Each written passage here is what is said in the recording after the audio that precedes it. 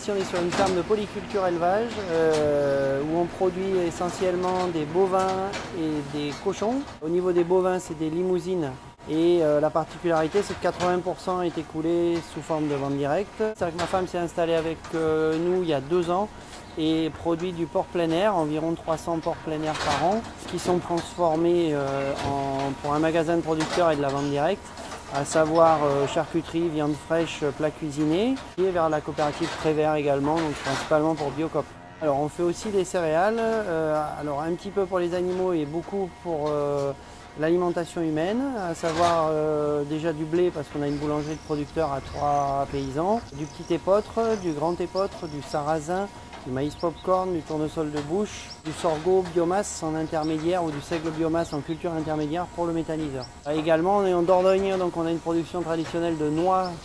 Ici il y a une vingtaine d'années, le peu de choses qui étaient produites ici partaient dans des coopératives pour être vendues sur des bateaux, c'est essentiellement des céréales et sur de l'export. Et dans le supermarché du coin, on trouvait de la viande qui venait d'Allemagne ou d'ailleurs. Donc l'idée, c'était de pouvoir reproposer à des consommateurs locaux des produits de qualité qui soient produits localement. Quand on est en bio et qu'on fait voyager des engrais sur la moitié de l'Europe, ça n'a pas forcément un grand sens. Donc aujourd'hui, on cherche à être autonome sur les engrais et sur tous nos approvisionnements le plus possible. Et l'idée, c'est de refaire aujourd'hui une ferme qui s'autosuffise en énergie, voire qui soit productrice nette d'énergie, pour arriver à terme, d'ici une dizaine d'années, à une ferme sans pétrole. La réflexion de départ, c'est avant tout une réflexion militante d'un groupe d'agriculteurs en Cuma. Ici, on produit 2 éléments énergétiques, que sont de l'électricité, qui est injectée sur le réseau, à raison de 299 kWh, 24 heures sur 24, et de la chaleur. Qui va pour partie chauffer les cuves de méthaniseur, mais pour la plus grande partie qui va travailler sur le séchoir.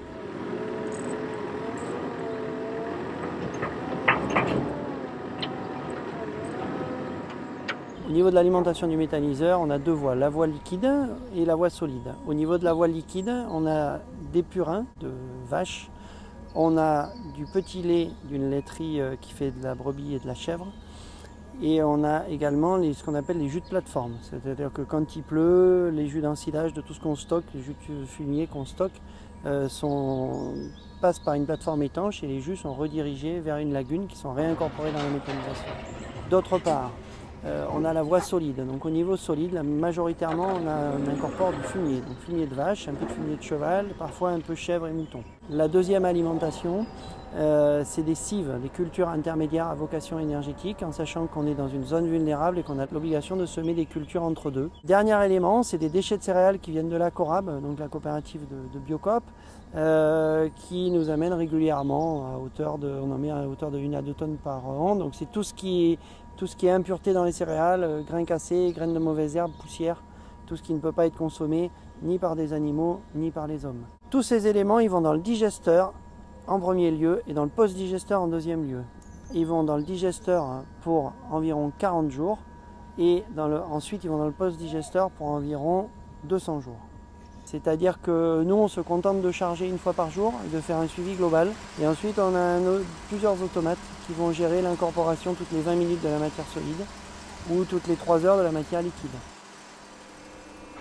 Il s'agit d'un séchoir polyservice, c'est-à-dire qui permet de sécher en gros toute l'année des matières, à savoir qu'on a 4 caissons de séchage forage et 3 caissons de séchage à plat qui vont principalement servir à sécher du bois.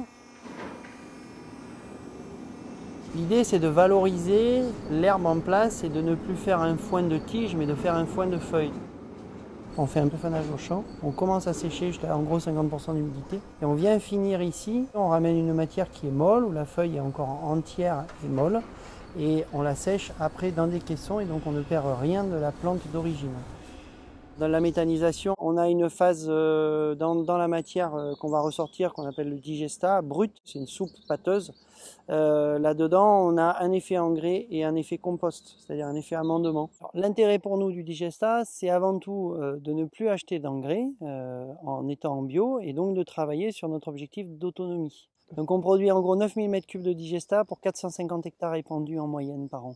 Après, on a les terres agricoles et on va fertiliser les cultures qui sont le plus demandeuses, à savoir chez nous blé maïs. Et là, on va travailler plutôt sur du 30 à 40 mètres cubes hectare. Et on va fertiliser en sortie hiver avec un épandeur 100 tonnes, avec des pendillards pour le poser au sol. Au printemps, donc au mois de mai, plutôt, avant de semer des cultures de type maïs, on va passer avec des tonnes par contre, avec un pendillard de 18 mètres, avec des bons résultats, et on enfouit aussitôt derrière. On a également des systèmes d'enfouisseurs sur prairie. On en a un qui est à disposition. Il faut des conditions particulières de sol et de climat pour que ça fonctionne bien. D'autre part, les systèmes d'épandage visent effectivement à limiter la volatilisation. Il n'y a jamais rien de parfait, mais on sait que par exemple, si on épand avec un pendillard et qu'on passe dans les 48 heures un coup de herse ou qu'on enfouit derrière, on va limiter de 80% la volatilisation. La prairie, elle a moins de besoins, mais ça ne veut pas dire qu'elle n'a pas de besoin. C'est-à-dire que si à un moment donné vous arrêtez de fertiliser une prairie, ce qu'on a fait pendant 20 ans pour des raisons économiques, on se retrouve avec une flore uniquement à base de graminées, et des graminées qui sont peu digestibles. On fait des apports, je vous ai dit, entre 15 et 20 mètres cubes sur prairie. C'est des apports qui sont moindres, mais qui sont très efficaces et qui sont très importants pour réaméliorer la qualité de l'herbe et avoir, une fois qu'on l'aura passé dans le séchoir ou dans la bouche de la vache, un aliment équilibré, puisque c'est bien ça qu'on recherche, c'est produire de la viande à l'herbe. Pour nous, les perspectives sont évidentes, hein, c'est continuer à travailler sur l'autonomie énergétique et à une ferme sans pétrole. Ça veut dire que dans les mois qui viennent, on voudrait trouver la clé pour pouvoir avoir une station gaz bio-GNV, c'est-à-dire que quand on a des jours où on a un peu trop de gaz, pouvoir le comprimer, faire rouler nos véhicules de service et pourquoi pas un tracteur avec le biogaz produit sur la ferme. L'écologie, c'est de l'économie à long terme et qu'à un moment donné, en travaillant sur les types de pratiques, sur les pratiques sur lesquelles on travaille, on s'y retrouvera économiquement parce que le fait de ne plus acheter d'engrais, le fait d'acheter moins de pétrole, le fait d'avoir des aliments de meilleure qualité pour les vaches qu'on fait nous-mêmes, tout ça c'est une source d'économie, c'est une source d'écologie et de mieux-être, c'est une source d'acceptation sociale aussi de l'agriculture et c'est une source du coup à un moment donné de durabilité de l'agriculture.